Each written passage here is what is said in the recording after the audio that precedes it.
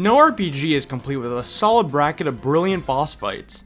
Mario & Luigi Bowser's Inside Story has one of the greatest plethoras of boss fights across the entire Mario & Luigi RPG franchise. This ranking video will rank all 20 boss fights from Bowser's Inside Story. This excludes all post-game bosses such as the X battles as well as the giant battles, since those are too different to compare to the normal boss fights. This will also be based on how much I enjoy the boss fights rather than the difficulty of the boss. So without further ado, let's get started. Number 20, Bowser Tutorial. So dead last on our list, we've got the first boss fight in the entire game, the Tutorial Bowser fight. This is just a tutorial for combat as Mario, and it's a pretty mundane boss fight unsurprisingly. Number 19, Midbis Tutorial. Next we've got the second tutorial boss, Midbis, who acts as the tutorial for combat as Bowser. So once again, it's pretty lame, and you're also forced to lose this one. Number 18, Chakram. Funny enough, 3 bosses are on this list so far, and we still don't have a single real boss fight. Chakram is the third stage who you battle towards the end of the game, and it really just acts as a roadblock that forces you to collect the snack basket attack. And the boss fight literally just requires an excellent execution of the attack to knock Chakram over and you just win. I don't even know why this was listed as a boss fight, but I guess according to the rules I had to include it. Number 17, Broke Monsieur. Slowly we are moving more and more towards actual boss fight territory. Broke Monsieur trains you to use Bowser's Inhale ability, but I actually kinda like it because it's not just a tutorial that forces you to lose. You get to battle with both Bowser and the bros at the same time for the first time in the game. Technically it's still definitely a tutorial, but it's a pretty fun early game boss fight. Number 16, Broggy. I promise, this is the last tutorial boss fight on this list. Broggy teaches Bowser to use Flame Breath in battle as well as dodging with Bowser's spiny shell. It's a pretty unique boss fight on the offensive side since Broggy reveals a weak point once it's hit with fire. It's a fun boss, but come on, let's get to some actual boss fights. Number 15, Dermite. Welcome to the official ranking list where no tutorials will be included whatsoever.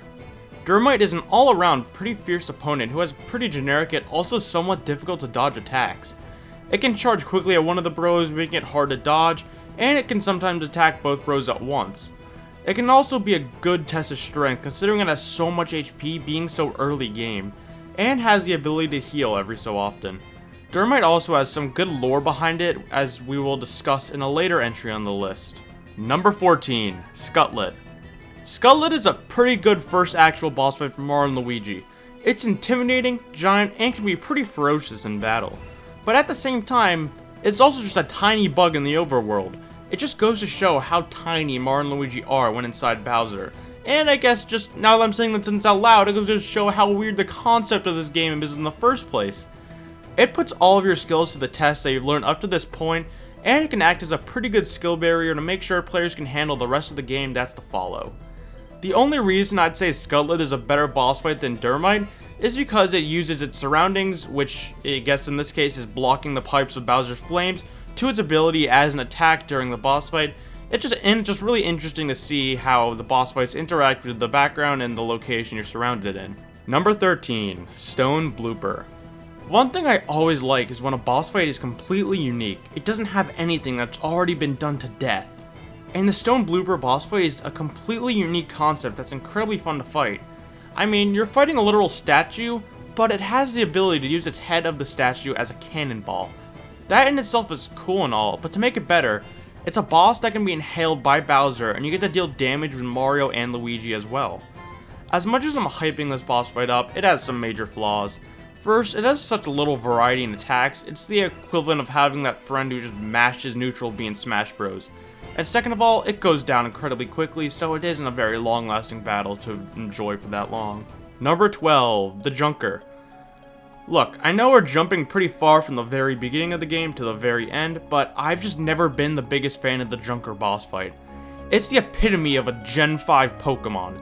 It's literally just an inanimate object that the game decided to turn into a major boss fight for some reason.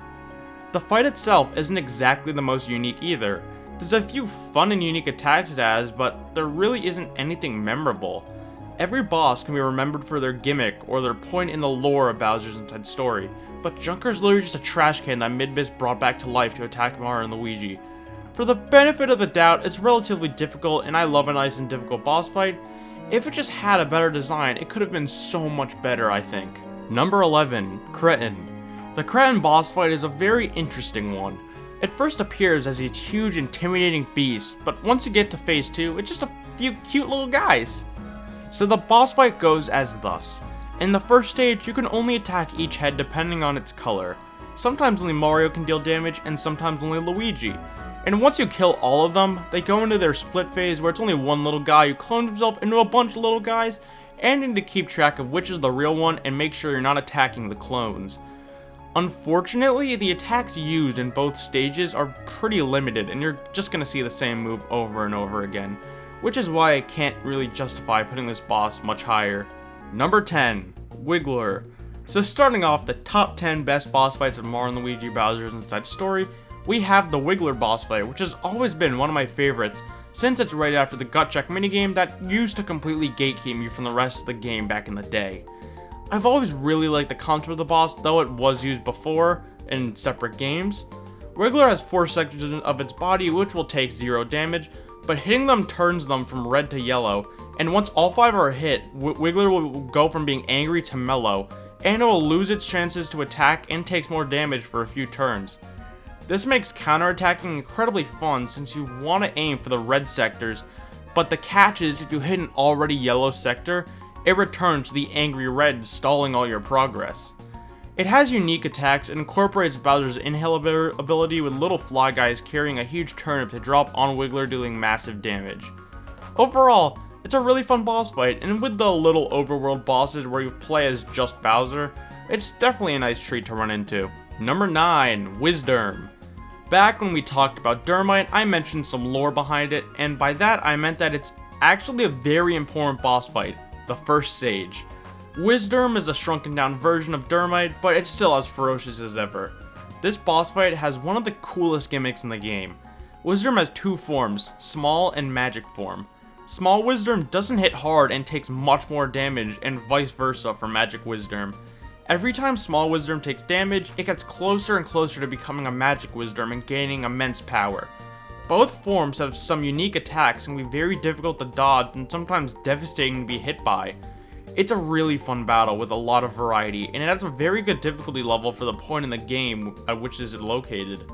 Wisdom is truly a very memorable boss fight, and it's just really cool to see it incorporated into the lore and story being so important as the second stage. Number 8, the Smoools. Honestly, it was incredibly hard to place this boss fight on the ranking list. The Partners in Time stands will argue it should be higher on the list, and the rest will probably forget this boss fight even existed. The Smoools are a secret optional boss fight that you can tackle by going to Bowser's Castle in the overworld as Mario and Luigi, where the Smoools are cryogenically frozen in the bowels of Bowser's basement. The fight itself is a 7 out of 10 at best. I mean, they're pretty easy since most people are over-leveled fighting this optional boss fight, and they have pretty simple attacks. The thing that justifies its placement on the list is the callback to Partners in Time itself. The Smoools attack just like the Smoools from Partners in Time, and it's especially a treat if you're playing all games back to back to back like I usually do when I revisit this series. It's also very unique that this boss fight rewards you with one of the most OP bros attacks in the game, Magic Mirror. It's an infinite attack that's really as much as I need to elaborate on to explain how overpowered it is. Number 7, Bowser Memory M and L. There's nothing like a good Mario on Mario on Luigi action. Wait a minute, that came out wrong. This LSD trip of a battle is really enjoyable and unique. You throw hands with Bowser's memory of Mario and Luigi. Both of them have a variety of attacks involving common entities seen throughout the Mario series. One cool gimmick is that in this boss fight is the ability for the enemy to heal and even revive each other. If the Mario memory dies, it'll be revived and vice versa, so you pretty much have to take them out at the same time. Another gimmick is Luigi's cowardliness, if that's a word. The Luigi memory begins to run away after a few attacks, leaving the Mario alone. Then every once in a while, it'll come back to provide assistance. It just shows that the Bowser's memory of Luigi represents him as the Luigi from Luigi's Mansion, since he's so scared and also uses booze in his attacks sometimes. Overall, I just love the battle, love the personality put into it, and love the LSD trip as always. Number 6, Blizzard Midbus. Blizzard Midbis is one of the cooler battles in the game. It's a real brain freezer of a battle. Please don't leave. I promise, no more puns. Blizzard Midbis is a pretty odd battle. They take the side villain you've been chasing all game and just completely change his form and abilities for the final showdown with the pig. Blizzard Midbis has a large range of attacks, both lethal and mundane, that put a great mix-up on the battle. It's also one of the only battles in the game where you need to deal with status conditions. Bowser has a chance to get the 6th status condition whenever he gets hit with an ice attack, which will slowly chip away at your health like poison or toxic from Pokemon. Every once in a while, a bunch of little snow goblins called Smoools will be summoned, which can heal Midbis a lot. And to counter this, you need to heal them all, then defeat them as Mario and Luigi. I just love the battles where you have to fight as all 3 characters. It adds so much variety and changes the strategies you need to take while encountering the boss fights.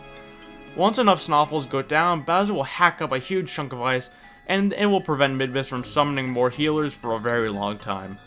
For an endgame boss, its difficulty hits the spot. It keeps you on your toes but doesn't stress you out too much.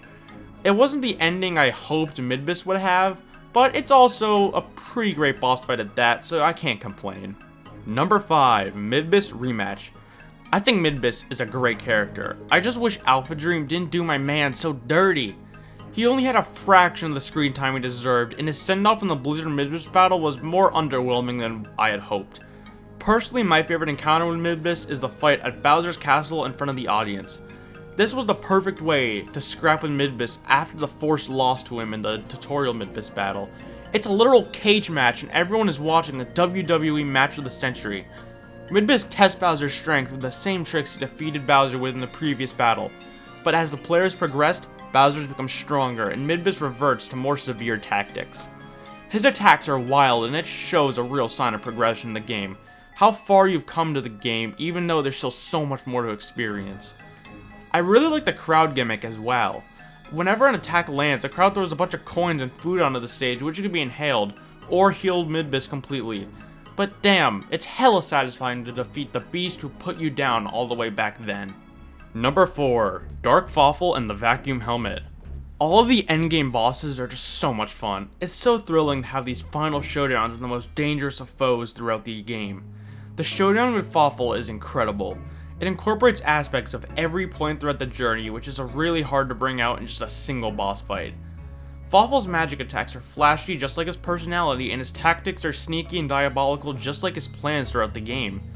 Of course, the boss is accompanied by his famous Vacuum Helmet, which is a whole ass boss fight in itself. It will heal Fawful for hundreds of HP. The only way to deal with it is to inhale it and fight it as the Mario Bros, and the mini boss in itself is pretty awesome. It steals one of your commands and you just gotta work with what you got at that point. Once the Vacuum Helmet is destroyed and defeated, the real Fawful battle begins. He even has a custom Dark Matter attack that almost always one-shots Bowser if it is encountered properly. It's truly a grand Fawful finale battle to behold, and an incredibly fun one at that. Number 3, the Dark Star.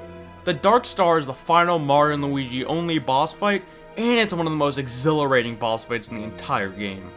For the first time on this list, I'm going to mention cutscenes in the battle. The pre-battle cutscenes hypes up the being that can engulf the entire world in complete darkness incredibly well by displaying the Dark Star's duplication of Bowser's DNA in order to form Dark Bowser. The battle itself is also incredible. The Dark Star is completely intangible to any sort of attack. It will take 0 damage no matter how hard you hit it. You can only damage it once it summons mini Dark Starlets that the Dark Star will use in its attacks. Once you deflect the 2 Dark Starlets at the big Dark Star, its spikes will retract and the Dark Star will become lifeless, giving you a few turns to all out attack the dormant Dark Star. It can still attack in this dormant phase, but it's just a pathetic little laser. When it's back to its normal and vulnerable stage, its attacks are some of the most fearsome we've seen yet. It will go invisible sometimes, leaving your timing to the ultimate test. To wrap things up, at the end of the battle, the Dark Star will completely self-destruct with the rest of its power, just trying to take you out with all the energy it has left. To top it all off, you are 9999 XP, the max amount possible, which is just pretty satisfying. Number 2, Bowser Rematch. Not all the top boss fights in this game are endgame boss fights in my opinion. Let's revert from endgame bosses back to the mid-game. but that doesn't make this battle any less incredible. After playing as Bowser for the entire first half of the game, you have to face him head to head in an all-out attack as Mario and Luigi. It's amazing having the attacks you mastered as Bowser used against you. It's also just full of surprises with some attacks you could have never predicted and even make you envious since you can't physically use some of those attacks yourself when you're playing as Bowser. The thing that makes this so high on the list is the fact that at the end of the day, it's just another Bowser boss fight with no gimmicks, but Alpha Dream still managed to completely destroy all expectations and create one of the most fascinating battles in the entire franchise. I just wish this boss fight was later in the game so you could experience more of what you learned from playing as Bowser. But luckily the Bowser X boss fight encapsulates just that, so Alpha Dream missed completely no bounds when it comes to this boss fight. Let's see what's in store for number 1. Do it. Number 1, Dark Bowser and Dark Star Core. Alright, I can't deny how absolutely epic this boss fight is. I guess it just goes without saying that all the bosses from this game introduce something completely new, making them just as fun as the last. But the thing is, the final boss is a buy one get one free deal. So first off, it's a brawl of brute force. Some Bowser v Bowser action, it's completely insane. Dark Bowser has so many fierce attacks that can completely wipe you out if you aren't careful. They're also so visually pleasing with the contrast of battle between the good and darkness. Once Dark Bowser goes down, the remains of Fawful and the Dark Star Core will heal the beast, turning it into a giant, which can barrage you with several dark enemies. Then it's one punch in the gut, Fawful comes out, swallow him up with the inhale ability, and then the real battle begins. Mario and Luigi are forced to go toe-to-toe with their toughest encounter yet. They need to take out all parts of Fawful to get an even playing field with the Dark Star's core. The attacks have a visual style similar to the fight against Dark Bowser, and then the intensity reaches a full scale of 10 on the spice scale meter. It's an amazing, intense, and epic battle that 100% makes my favorite fight in the entire game, and maybe even the entire freaking franchise. Come on. Hope you guys enjoyed this video. If you did, I'll see you next time. Leave a like, subscribe, do all that fun stuff, and I'll guess to see you around.